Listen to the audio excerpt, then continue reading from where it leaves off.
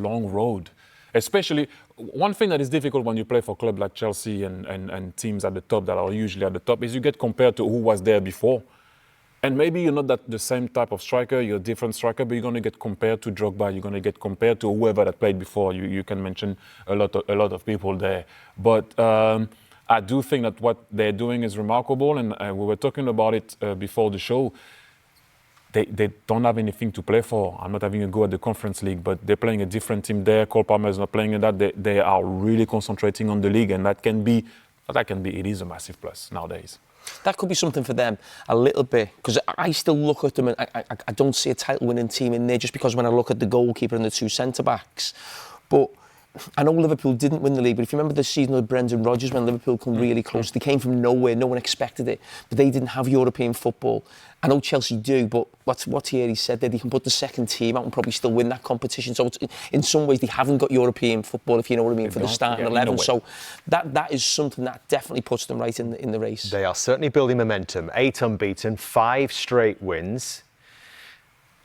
And they can go top this weekend when they play Everton at Goodison, with Liverpool in the later kick-off at Tottenham. They're only 2 points behind Thierry right now. And you see what the others are doing. And Arsenal, we've discussed stuttering. Manchester City struggling. Liverpool still a question mark over. We'll perhaps come to them. What's in your mind? What's stopping Chelsea? Nothing really. You can look. We've seen Leicester doing it. We've seen teams before that no one expected to do it, reaching it. I'm just thinking one thing that they still didn't do with that generation is to beat a team that's in and around them. You know, I think did they beat Liverpool or an Arsenal? Or you mentioned that before the show, so I'm not stealing the line of Jamie, but almost there. they still didn't beat a big team. Yeah, they came back against Tottenham, but show me you can beat Liverpool. Show me you can beat City. Show me you can beat Arsenal. You know, and then you will be like, oh, hang on a minute, That's the next stage of their development. Yeah. You understand what I mean? There is a step there if you do that. The thing I've just mentioned about Chelsea there, I think next weekend's game is really important. Now, you might say Chelsea are at the top of the league, Everton near the bottom.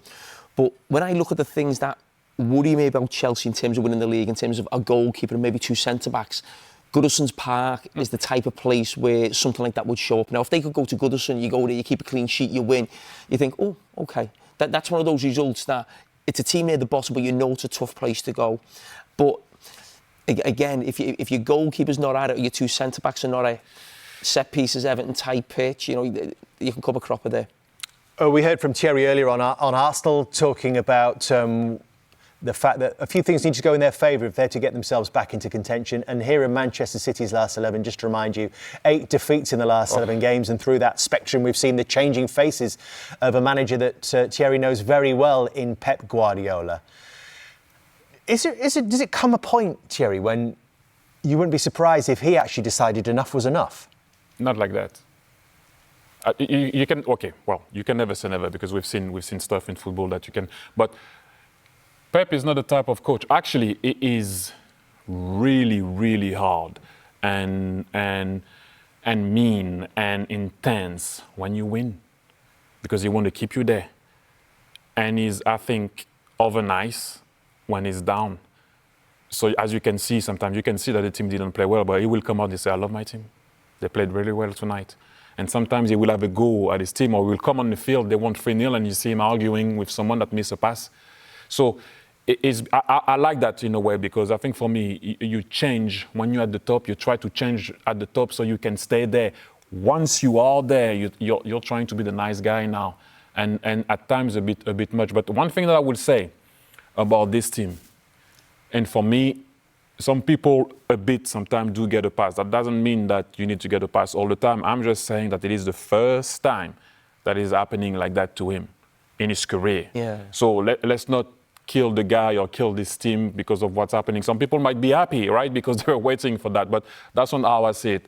But one thing that I would say, you never watched City before since Pep has arrived. And you said after a game, they're missing company.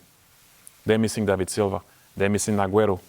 They're missing. You never said yeah, Touré or the list is long, right? Aguero. I already said it. But for the first time, I'm watching Man City this year and a bit at the end of last year, but this year, And you're like, you had Cole Palmer, Riyad Mahrez, Savinho, Bernardo Silva, Iron Wide, Jeremy Doku, Alvarez. Those guys used to come and score goals when the big man wasn't scoring.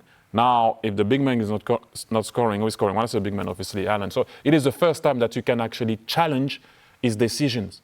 And he's only a human being, he's going to get stuff wrong. I think what you made a great point before we came on.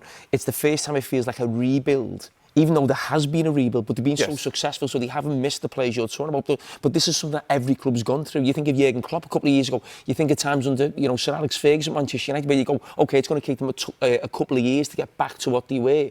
Because Pep is that good. You never felt that it was before. a rebuild. But there has been rebuilds rebuilds before. Yeah. But this time, look, he wanted to add another floor to his mansion. He missed the terrace. That's what we're talking about.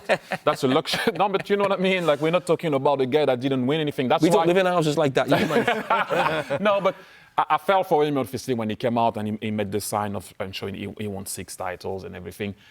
We all know. I just think it is the first time, and I think we are allowed to say it, that we can maybe challenge his decision in a way of letting Cole Palmer go and Riyad Mahrez, where the goal of Riyad Mahrez, Alvarez. Gundogan came back. He's not the Gundogan of scoring 17 in a season. You're missing those goals, although the big man is scoring. The big man is scoring the same amount of goals, a bit less than this first year, but he's doing what he's doing. Usually, I've seen him missing sitters in his first season, in his second season, and this season. But where are the goals of Mahrez and Alvarez and Kevin is coming back, or Gundogan? Where are those goals also?